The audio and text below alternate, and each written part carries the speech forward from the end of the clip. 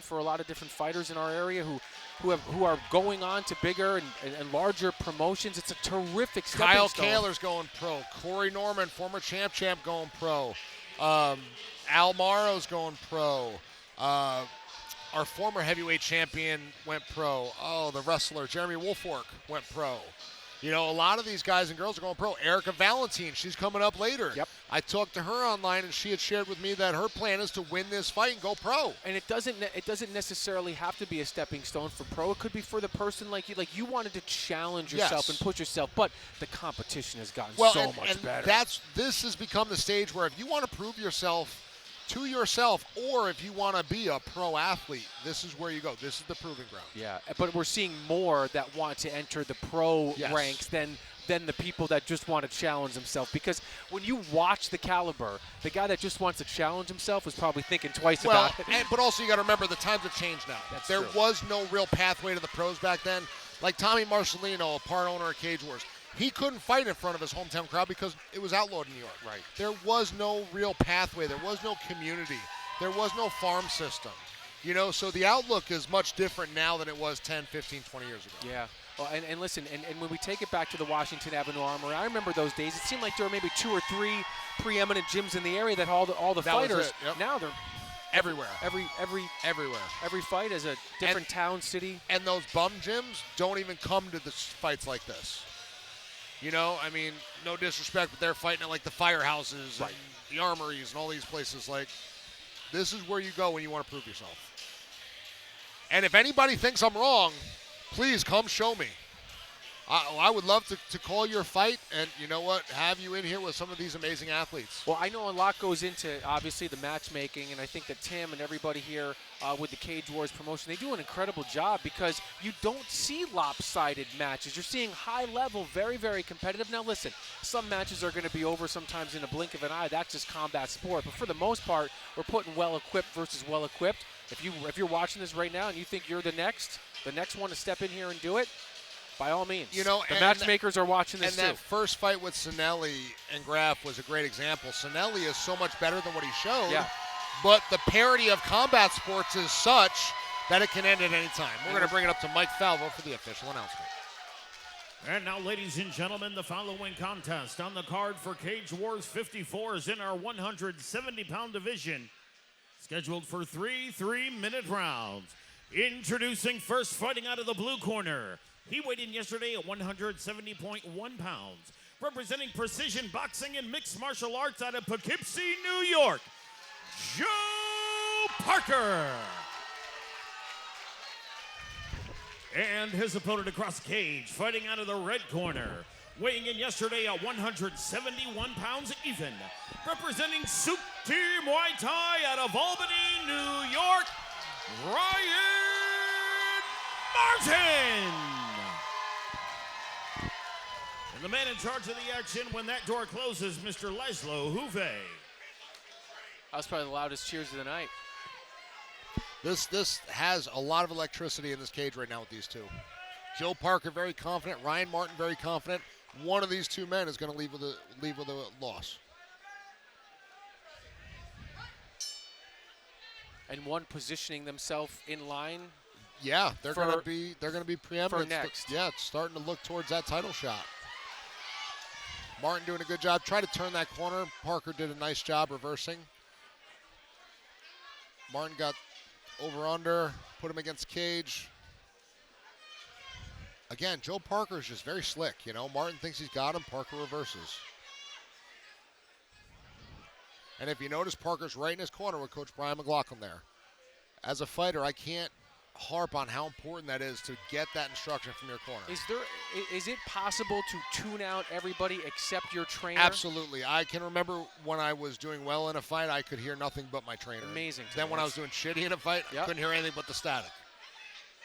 So, and there is a direct correlation. If you're plugged in and tuned into your trainer, you're in the zone. Advantage fighter. Yes, 100%, because there's that soothing, that relaxing thing. Like, you hear that voice all week. It's crazy because you would think that, you know, because we come from the school of parenting where if you overcoach, like if your kid is up at bat, shut up. Now, well, I understand again, that it's these different. coaches are, okay, left foot here, right foot here, circle here. Very, very concise directions. Things you don't see. Yes. Gotcha. Okay, put your hand here, you know, get to this hip. You know, they usually tend to give very direct, short instruction. Conversely, and this might not be the time to ask it because things are happening. Parker looking for the choke. It's not under the neck yet. Martin's got to fight those hands, 2-on-1. I told you, Joe Parker is very slick. And look at how Brian McLaughlin giving him the instructions right behind him. Martin's got to turn into him. He's trying. Parker's just methodical. Martin doing the right thing. But he's looking to get underneath that neck of Martin. He's looking to get to the back. He might have it sunk in here, Brian.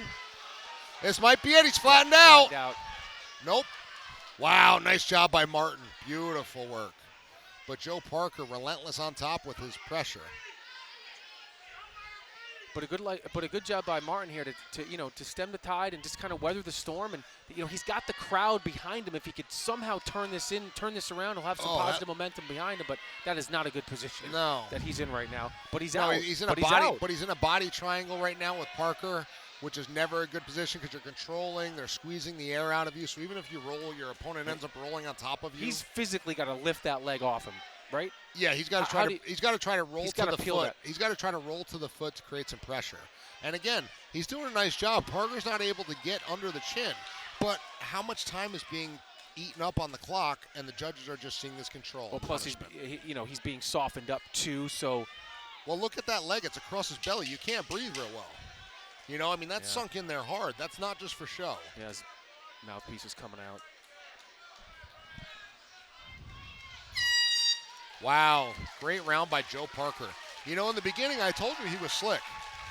And he's calm and he's relaxed. And he's very strong. That's what I mean by the slick. He's got an answer and he's thinking 2 moves ahead and he's calm. Everybody's very high on this young man, and now I see why. So if you're in Ryan Martin's corner right now, we can't have this get to the ground.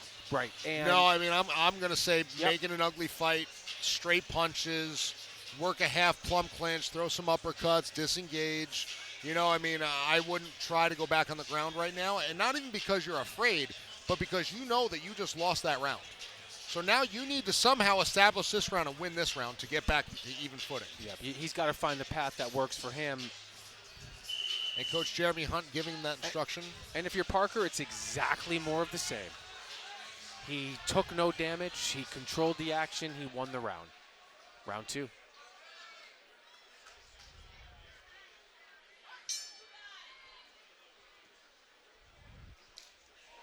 Nice leg kick by Parker. And Martin going right for the double leg. Body lock. Parker trying to reverse it right in front of us. Martin trying to catch that leg. Parker does a nice job always turning. Martin will get him, but then Parker reverses it. Every time. He works his way to the back. You hear his corner saying, take your time, breathe, relax. They're saying it's there for you when you want it. Good job by Martin. Great job by Martin right there. But again, you know what? Parker ends up on top. Yeah. Partners go. Nice job by Ryan Martin. Good slam. And the crowd, that's exactly what he needed. Oh, has he got it? Kenny, is it in? What a turn of events. Is it in? Oh, wow. We got to fight. We do. Well, that was a bit of a game changer, showing tremendous strength. But again, it was impressive that, he was as calm as Parker was. But Martin needed to do something and got the crowd involved. And as you can showed that he can have a moment. And I think this is the plan from what I'm hearing out of Brian McLaughlin is getting to the back of Ryan Martin. Every time he's saying it's there, it's there. Get to the back, work the neck, and wait till something presents itself to finish. And I think the strikes are there, too, if Parker wants to take advantage of it. Now he's a little bit off to the side of Martin. If Martin could swim that right arm up and over and get Parker to his back. We know Martin's strong enough to get to his feet. Yeah, but with Joe Parker, who's that much taller and he's that high in your back, you'd have to get against the cage. And even that, you're lifting 2 people's weight up. You got to turn into your opponent, get your opponent flat on the back, and then get out of that guard. And right now, Joe Parker's just, waiting and biding his time until the neck presents itself, an arm presents itself, or the end of the round comes. less than 1 minute to go in round number 2. A round where Martin has had some moments, but it's been mostly Parker. And again, it's that steps ahead thing. So Martin does this thing. Parker's already thought that step ahead and does another thing for that thing. He's trying to flatten him out. Martin does a good job getting back to the knees. And he's got 30 seconds to do some more damage here. And Martin gotta fight those hands. Martin is game. He's as tough as they come. He really is. He's up against him. I mean, listen, Parker is who he is. Parker's a real strong opponent. Oh, good job by Martin turning into him. But again, if you notice, Parker is aware. But hey, Martin did a good job. Martin is game. Martin's game. Oh. I don't think there's anyone that questions this kid's toughness. You know, he's a very straightforward, very rough guy. You know what? I mean, you can't question his hard determination. Well, for a fighter who's down 2 rounds to nothing, he's not out of this fight. Not by any stretch of the imagination. I don't think he is.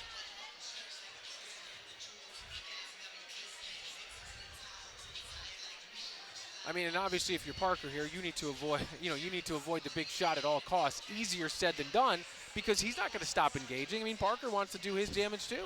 No, but at the same time, Parker's path to victory is getting to the back right now, so that's going to negate any big shots that Martin may try to throw at him. You know, again, and he's executing Coach McLaughlin's game plan perfectly. And again, it's got to feel very comforting having a guy like Brian McLaughlin in your corner, been on The Ultimate Fighter, coaching Jim Miller at the UFC. You know, when you hear his voice giving you those instructions, I mean, it's got to be comforting. Here we go, third and final round. And if you're Martin, you want to make your impact in the first few seconds and see if you can turn this fight around and maybe get the crowd behind you a little bit. He certainly has the strength to do it. Nice leg kick. And as you can see, he's already, he's touched up Parker a little bit too. Both these guys' eyes are wide open. They are fully engaged and immersed in the moment. Parker hasn't blinked. Well, that's what I mean. Both these guys are fully, they're not wandering off mentally at any point. I have not seen him blink. Now, again, Martin would do well to be in his corner right now for a little while and get some instructions from his corner. This is exactly how he'd have to start the round. Very nice. That was very nice. The problem is with Parker being that much taller, it's harder to get a real dominant position as you take him down. You know, you end up in like this half guard or that sort of a thing because Joe's that much longer. But if you're Martin, you really couldn't have asked for anything better for him. Now he's really at least making this thing somewhat interesting, and I think he's at least making Parker think about strategy here. Agreed, but now the last place you want to be at Parker is on your knee and have Parker on top of you like that, because he's going to work his way to your back again, just like he is here. Boom, working his way around to the right, stepping his left leg over Ryan's left knee. Trying to get in that hook. See him, he sunk that hook in. Now his left foot's behind Ryan's left foot. Are you surprised that Parker isn't trying to utilize some more head strikes here in this situation? No, why? Because he's controlling and he's aggressing. You know, so again, that takes away that damage part. A lot of times, just to soften him up, right? Move a position, a body part, but get something to change. But he's dominating so much on the ground technically. Yep. Through his reversals, through his control, his body locks, his attacks at the neck, his back takes, his control in the back. You know, so there's really no need for him to do that at this point. It just looks fun. No, it does. It does, but he's very smart and he's executing his game plan well. I cannot argue with any singular thing you're saying. With less than a minute to go, he's probably winning all 3 rounds. And again, look at the body lock. He's in the same exact position, on the back, body lock, fighting for the without neck. any risk of taking any damage whatsoever. You know, I mean, it's obvious this is his perceived path to victory. Although, give Martin credit, though, because, and again, Parker's very, very skilled. Martin's tough. We'll see him back in here again. Well, we'll see both these guys back in here. He'll win his fair share of fights, yep. I mean, I'll give Martin a lot of credit because I'll tell you what, Joe Parker would have choked somebody by now. The fact he's been able to... And look, and he's still giving it max effort. He's trying to wall walk, but again, that body triangle makes it almost impossible to wall walk. You see Martin using those feet on there? So even if he rolls over, Joe's still got that body lock, but he's trying to roll him over to that foot to make it uncomfortable. Last few seconds here of our 3rd round. Wow. Good effort by Parker. Great fight. And Martin was game.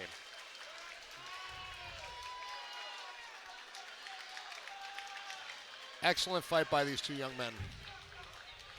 And if you're Martin, you have nothing to be ashamed about. I mean, you held your own, like you admit. You said it. Anybody else more than likely choked out. Ryan gave it everything he had. He'll be back. I'd love to see him in just a stand-up striking competition. I think that he's got a lot of power on his feet. You know, He's a strong wrestler too, but Joe Parker's ground ability in terms of jiu-jitsu was just a little bit better.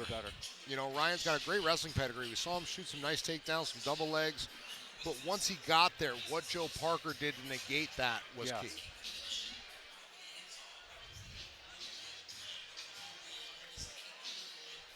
When you add up we'll take it up into the cage momentarily for the official decision. But when you add it all up, size, strength, length, skill, we saw what we saw. Parker, Joe Parker.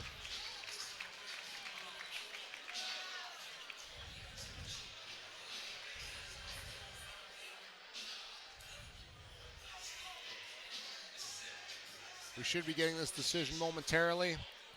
We're going to bring it up to Mike Falvo. And now, ladies and gentlemen, how about a round of applause for these two great fighters?